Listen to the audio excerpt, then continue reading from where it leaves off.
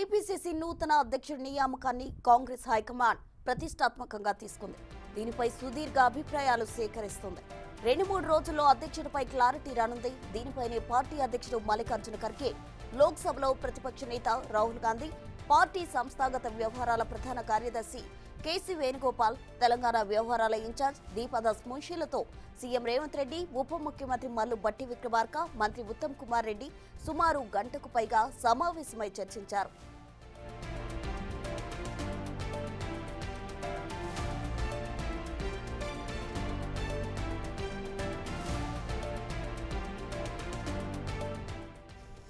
ఉమ్మడి సమావేశంతో పాటు పార్టీ పెద్దల 4, రాష్ట్ర నాయకులు 3తో విడివిడిగా కూడా మాట్లాడి వారి అభిప్రాయాలు తెలుసుకున్నారు.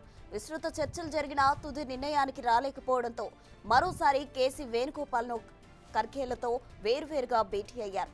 పీసీసీ అధ్యక్ష పదవి నిర్ణయాన్ని బట్టి మంత్రివర్గ విస్తరణలో సామాజిక కూర్పు ఆధారపడి ఉంటుందని తెలుస్తోంది.